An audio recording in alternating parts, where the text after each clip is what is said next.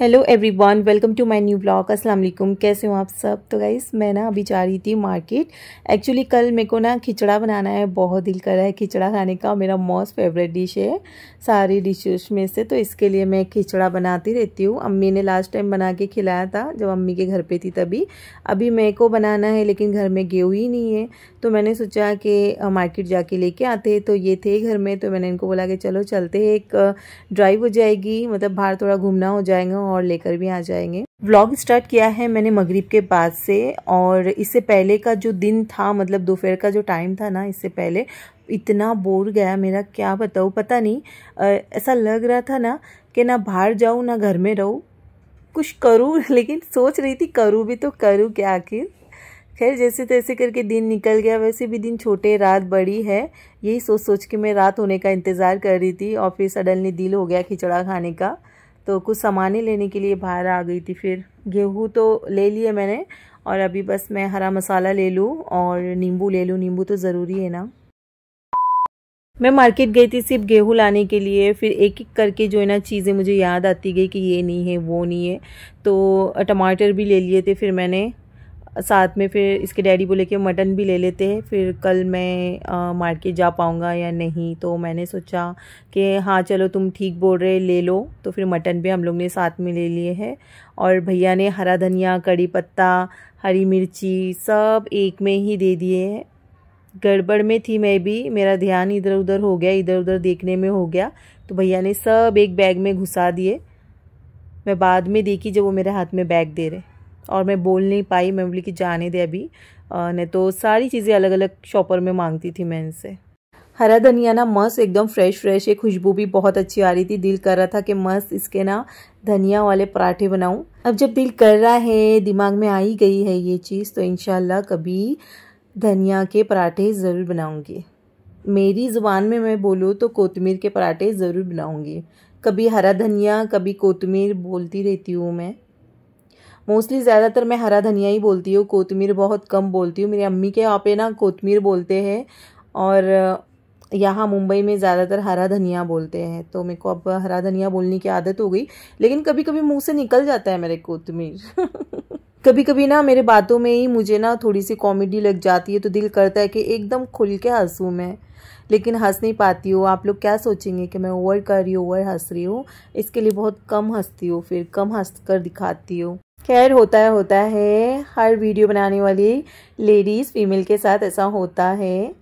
अच्छा ये गेहूँ है, ये कुटे हुए गेहूँ है खिचड़े के। कुटे हुए गेहूँ मार्केट में मिल जाते हैं, तो मुझे घर में कूटने की ज़रूरत नहीं है। अक्सर मेरी अम्मी है ना खिचड़ा बनाना तो घर में गेहूँ कूटती है या फिर मिक्सी में घुमा लेती है, लेकिन हमारे यहाँ देखे कुटे हुए गेहूँ मिल जाते हैं। तो ये 5 किलो गेहूँ है, मतलब कि 250 ग्राम गेहूँ है, और मैंने ना मिक्स दालें ले ली थी 250 ग्राम। 250 ग्राम गेहूँ, 250 ग्राम दालें।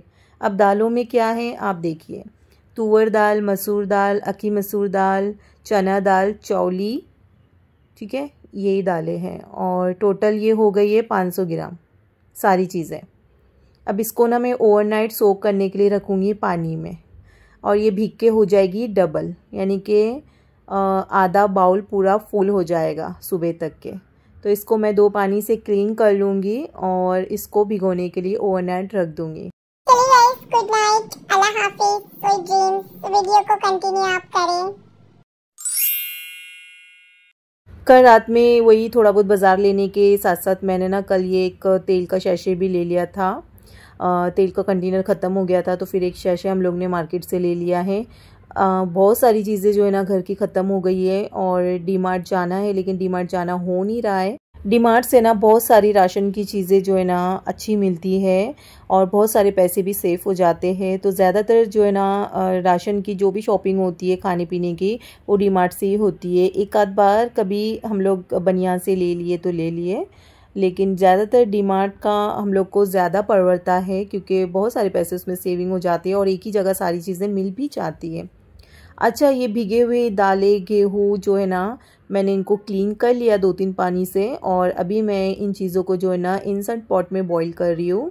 कुकर में इन चीज़ों को बॉईल करती ना तो 2-2 सीटी लेनी पड़ती थी, क्योंकि ऑलरेडी चीज़ें जो है ना रात भर भीगी हुई है, तो भीगने के बाद जो है ना चीज़ों को बॉईल करने के लिए बिल्कुल टाइम नहीं लगता। लेकिन मैं एक साथ में ना इंस्टेंट पॉट में चीज़ों को बॉईल कर रही हूँ, तो 10-15 मिनट का टाइम जो है ना फिक्स करके मैं चीज़ों को बॉईल कर लूँगी। 10-15 मिनट में चीज़ें बहुत अच्छे से बॉईल हो जाएंगी। अच्छा, जितनी दालें थी ना उसका डबल मैंने पानी लिया था और इसमें हल्दी, नमक और हरी मिर्ची डाल के मैं चीज़ों को बॉईल कर रही थी। बहुत सारी सिस्टर्स ने जो है ना कमेंट्स में पूछा था मुझसे कि इंस्टेंट पॉट कहाँ से लिया हुआ है। तो ये पॉट जो है ना सारा के डैडी ने ऑनलाइन बुक किया था और सबसे ख़ास मौके पे मुझे ये गिफ्ट किया था उन्होंने। मेरे बर्थडे वाले दिन इन्होंने मुझे गिफ्ट किया था, तो बहुत ज़्यादा खुशी हुई थी मुझे। इंस्टेंट पॉट उनको मेरे बर्थडे में गिफ्ट करने का इसलिए ख्याल आया ना कि उनको मैंने ही बोला था। एक्चुअली मेरे बर्थडे से कुछ महीने पहले ही मैंने ना उनसे जिक्र किया था कि मुझे इंस्टेंट पॉट चाहिए, तो उन्होंने इंशाल्लाह उस टाइम पे तो बोल दिया था मुझे, लेकिन ये नहीं मालूम था कि मुझे बर्थडे गिफ्ट करेंगे। माशाल्लाह माशाल्लाह। इस मार्च में 1 साल हो जाएगा इंस्टेंट पॉट को। और ये प्याज इतनी तीखी कि मेरे आंखें दोनों जल गई। वैसे भी मुझे प्याज से बहुत एलर्जी है। प्याज जब भी कट करती हूँ ना आंखें बंद करके करती हूँ, लेकिन थोड़ा बहुत चला जाता। लेकिन ये बहुत ज़रूरत से ज़्यादा ही तीखी प्याज थी, बहुत रुला दिया ये प्याज ने मुझे। मेरी आंखें दोनों लाल हो गई, इसलिए मैं ना स्लाइज़र का यूज़ कर रही हूँ, क्योंकि ज़्यादा प्याज है, मुझे नाइफ से काटनी नहीं होगी, तो मैंने स्लाइज़र का यूज़ किया था। और प्याज ज़्यादा काटी हूँ इसलिए ना कि मेरे को बरिश्ता भी बनाना है और थोड़ा सा बघार के लिए भी चाहिए होगा। आज मैंने अपना डस्टबिन भी क्लीन किया था और इसमें शॉपर डाल दिया है। और अभी जो है ना मैं मटन को क्लीन करने ले रही हूँ और इसके पीसेस भी छोटे कर रही हूँ मटन के। कल रात में ही मटन लेकर आ गए थे, तो मैंने फ्रीज में डायरेक्ट रख दिया था कि सुबह में मैं इसको ना कटिंग करके वॉश करूँगी। तो मैंने यहाँ पर पीसेस भी छोटे कर लिए हैं। और मटन में ना हम लोग ने बोन भी लिए थे, क्योंकि खिचड़े में ना बोन के साथ अगर मटन ले रहे हो तो खिचड़ा अच्छा मज़े का बनता है। तो यहाँ पर है ना मैंने चाय बनाई थी, बच्चों को आज नाश्ता नहीं कराया, मतलब नाश्ता बनाया ही नहीं मैंने। बच्चों का यही दिल खाने का था कि मम्मी हमको ना तुम चाय, टोस्ट, बटर ऐसा दो, हम लोग डिप करके खाएँगे। तो चलो ये भी ठीक है। तो मैंने टमाटर भी जो है ना 3 से 4 लिए थे, वो काट लिए हैं। और ये ना फ्राई किया हुआ चिकन का ऑयल है, वो मैं यूज़ कर रही हूँ बघार के लिए। तो ये प्याज को मैंने डिवाइड कर लिया है। थोड़ी सी ज़्यादा प्याज मैंने जो है ना बरिश्ते के लिए रखी है और उससे कम मैंने जो है ना बघार के लिए ली हुई हूँ। कुकर में डायरेक्ट कच्चे गोश्त मसाला तैयार करेंगे। तो प्याज के साथ साथ जो है ना मैंने इसमें मटन डाल दिया है, 1.25 किलो मटन है ये। और इसमें खड़े स्पाइसेस मसाले ऐड कर लिए हैं। और सूखे मसालों में ना मैंने धनिया पाउडर, हल्दी, गरम मसाले की पाउडर, लाल मिर्ची पाउडर और नमक ऐड कर लिया है। और इसके बाद फ़ौरन मैंने टमाटर भी ऐड कर लिए। 3 से 4 टमाटर लिए थे मैंने, मीडियम साइज़ के थे। और उसके बाद 2 चम्मच भर भर के इसमें मैंने अदरक लहसुन का पेस्ट ऐड कर लिया है। हरा धनिया, पुदीना चॉप करके ऐड कर लिया है। और सारी चीज़ों को ना बहुत अच्छे से मिक्स कर लिया। मुझे लगा कि कुकर यहाँ पर छोटा ले लिया, लेकिन चीज़ों को मिक्स करने के बाद एकदम परफेक्ट कुकर की साइज़ हो गई थी। मतलब तो ऐसा लगा नहीं कि कुकर मैंने छोटा लिया, एकदम मतलब चीज़ें इसमें फिट हो गई। उसके बाद मैंने ना 1 कप भर के पानी डाला, पानी ज़्यादा नहीं डालना। और लो टू मीडियम फ्लेम पे जो है ना मैंने कुकर को रखा है। कैसा है ना कि स्लो पे चीज़ें जो है ना अच्छे से पक जाएगी और मटन भी अच्छे से कुक हो जाएगा। हरा धनिया और पुदीना मुझे चॉप करना है, तो पुदीना के कुछ पत्ते मैं अक्खे लेने वाली हूँ और बाकी का जो हरा धनिया है वो मैं चॉप कर लूँगी। और थोड़ा सा पुदीना भी हरे धनिया के साथ चॉप कर लूँगी। लेकिन थोड़े से अक्खे अक्खे पत्ते जो है ना मैंने साइड में रखे, इनको मैं चॉप नहीं कर रही हूँ। लगे हाथ मैंने ना बर्तन भी क्लीन करके ले लिए हैं, क्योंकि खिचड़ा बनाना हो ना तो बर्तन निकलते ही चाहते, बरकत बहुत हो जाती है बर्तनों में। इसके लिए थोड़े थोड़े बर्तन धोए जा रही थी और बाकी का जो किचन है वो भी समेटते जा रही थी। यहाँ पर मैंने एक नींबू ले लिया है, नींबू को भी ना ऐसे छोटे छोटे क्यूब्स में कट करके ले लिया है। ये ऐसे ही मतलब जब खिचड़ा खाने लेंगे तो फिर नींबू तो चाहिए होगा ना, इसके लिए ये सब भी मैंने करके रख लिया अभी। अच्छा चलिए सबसे मेन काम करते हैं। तो टोप पे मैंने तेल डाल दिया है, तेल को मैं अच्छे से गर्म कर लूँ और इसमें ना मैं बरिश्ता फ्राई कर लूँगी, क्योंकि मैं नहीं चाहती कि मैं बरिश्ते के लिए अलग से बर्तन निकालूँ। इसीलिए मैंने सोचा कि जिसमें मुझे खिचड़ा बनाना है उसी में ना सबसे पहला जो है बरिश्ता फ्राई करके ले लेते, फिर उसके बाद इसी टोप में खिचड़ा भी बना लेंगे। अच्छा चलिए लगे हाथ एक बात पूछ लेती हूँ आपसे कि आपको बर्तन धोने में ज़्यादा बड़े बड़े बर्तन धोना पसंद है या फिर छोटे छोटे से? मैं बताऊँ तो मुझे ना छोटे छोटे बर्तन धोने में ज़्यादा मज़ा आता है, बड़े बड़े नहीं। और स्पेशली जो बर्तन ज़्यादा धोना पसंद नहीं है वो है कुकर। चाय मेरे को यहाँ पर है ना दोबारा बनानी पड़ी। अभी थोड़ी देर पहले मैंने चाय बनाई थी, तो बच्चों के लिए बनाई थी, और अभी ये सारा के डैडी के लिए मैंने चाय बनाई है।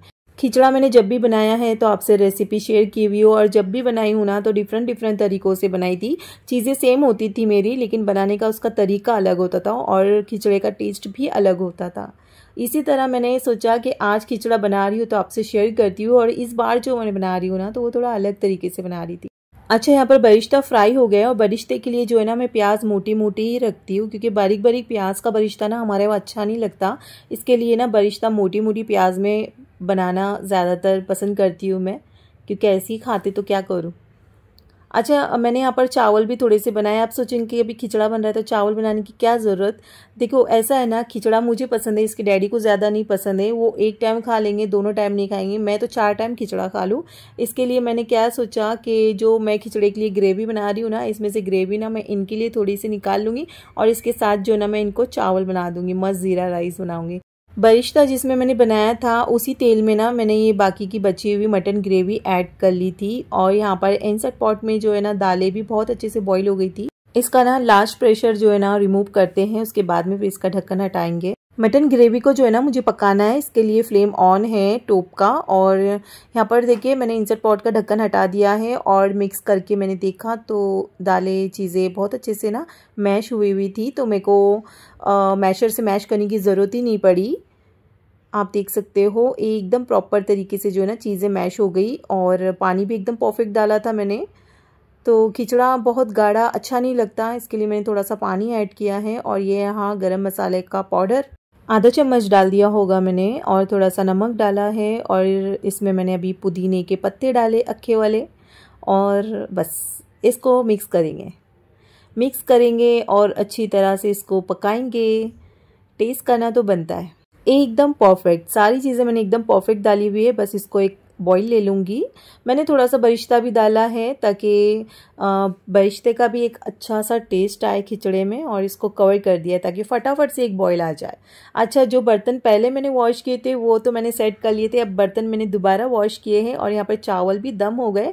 और चावलों को चेक करते करते मुझे चटका लग गया, जो कि हर बार होता है। पहला यहाँ लगा था और अभी यहाँ लगा है। देखिए आपको एकदम ताज़ा निशान दिख रहा है ना। तो बस यहाँ पर एक बॉईल ले लिया था मैंने खिचड़े में, और इसको मैं सोच रही कि मिक्स कर लूँ। अक्सर क्या होता है ना कि खिचड़ा नीचे इकट्ठा हो जाता है, जम जाता है। इसके लिए मिक्स करना ज़रूरी होता है, यानी कि चम्मच घुमाते जाओ, और पकाना भी उतना ज़रूरी होता है। तो बस फिर खिचड़ा हमारा ऑलमोस्ट तैयार था। तो फिर मैंने सोचा कि अब देर किस बात की, बहुत याद आ रही थी, इतने दिल से बनाया है और काफ़ी टाइम लग गया मुझे खिचड़ा बनाने में। तो मैंने इसको सर्व किया और एकदम मज़े का है। आपको खिचड़ा खाना है तो रेसिपी ट्राई करें। यहाँ पर सालन भी है और चावल भी एकदम मस्त तैयार है। खिचड़े के साथ है ना, मुझे कभी कभी पाव खाना भी अच्छा लगता है, लेकिन आज मैंने पाव नहीं मंगाए, आज मुझे सिर्फ ओनली खिचड़ा खाना है। चलिए आप भी आ जाए खाने के लिए। इसी के साथ ब्लॉग को भी एंड करेंगे। इंशाल्लाह फिर मिलेंगे। माशाल्लाह जरूर बोलिएगा। सी यू सून नेक्स्ट ब्लॉग। अल्लाह हाफ़िज़।